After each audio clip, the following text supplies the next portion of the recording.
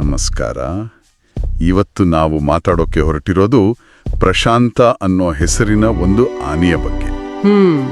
ಆದರೆ ಇದು ಕೇವಲ ಒಂದು ಪ್ರಾಣಿಯ ಕಥೆ ಅಲ್ಲ. ಖಂಡಿತ ಇಲ್ಲ.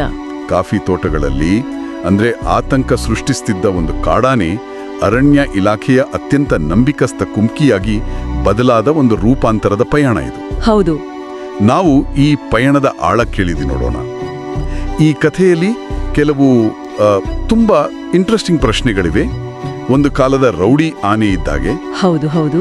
ಅವನು ಇಲಾಖೆಯ ಅತ್ಯಂತ ಶಿಸ್ತಿನ ಸಿಪಾಯಿ ಆಗಿದ್ದ ಹೇಗೆ, ಅವನ ಜೀವನದ ಬೇರೆ ಬೇರೆ ತಿರುವುಗಳೇನು, ಮತ್ತು ಬಹುಶಃ ಎಲ್ಲರ ಮನಸ್ಸಿನಲ್ಲಿರುವ ಪ್ರಶ್ನೆ, ಜಗತ್ಪ್ರಸಿದ್ಧ ಮೈಸೂರು ದಸರಾ ಅಂಬಾರಿ ಹೊರಲು ಇವನಿಗೆ ತಾಕತ್ತಿದೆಯಾ? ಹೌದು.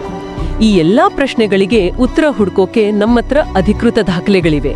ಅರಣ್ಯ ಇಲಾಖೆಯ ರೆಕಾರ್ಡ್ಸ್. ಓ ಸರಿ. ಪ್ರಶಾಂತನನ್ನ ಸೆರೆ ಹಿಡಿದಾಗಿಂದ ಅವನ ಟ್ರೈನಿಂಗ್ ಹೇಗಾಯ್ತು, ಅವನನ್ನ ಯಾಕೆ ಬೇರೆ ಬೇರೆ ಕ್ಯಾಂಪ್ಗಳಿಗೆ ಕಳಿಸಿದ್ರು, ಮತ್ತೆ ಈಗ ಸದ್ಯಕ್ಕೆ ಅವನ ಜವಾಬ್ದಾರಿ ಏನು, ಹೀಗೆ ಪ್ರತಿಯೊಂದು ಡೀಟೇಲ್ ಕೂಡ ನಮ್ಮ ಹತ್ರ ಇದೆ.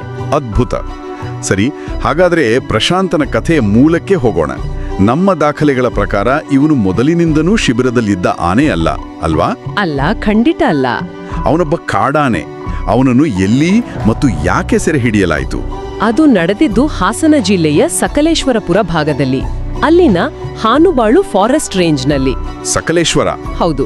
ಅಲ್ಲಿರೋ ಕಾಫಿ ಎಸ್ಟೇಟ್ಗಳಿಗೆ ಈತ ನಿರಂತರವಾಗಿ ನುಗ್ಗಿ ತುಂಬಾ ಉಪಟಳ ಕೊಡ್ತಿದ್ದ. ಓ. ಬೆಳೆ ನಾಶ ಒಂದು ಕಡೆ ಆದ್ರೆ ಜನರಲ್ಲೂ ಒಂದು ರೀತಿ ಭಯ ಹುಟ್ಟಿಸಿಬಿಟ್ಟಿತ್ತು. ಇದು ಒಂದು ಕ್ಲಾಸಿಕ್ ಮನುಷ್ಯ ಪ್ರಾಣಿ ಸಂಘರ್ಷದ ಉದಾಹರಣೆ. ಹಾಗಾದ್ರೆ ಕೊನೆಗೆ ಇಲಾಖೆ ಆಕ್ಷನ್ ತಗೊಳ್ತು? ಹೌದು. ಕೊನೆಗೆ ಅವನನ್ನು ಸೆರೆ ಹಿಡಿಯಲೇಬೇಕು ಅಂತ ಇಲಾಖೆ ನಿರ್ಧಾರ ಮಾಡಿತು. ಅಂದ್ರೆ ಅವನು ಅಕ್ಷರಶಃ ಒಬ್ಬ ಸಮಸ್ಯೆಯಾಗಿದ್ದ ಆನೆ.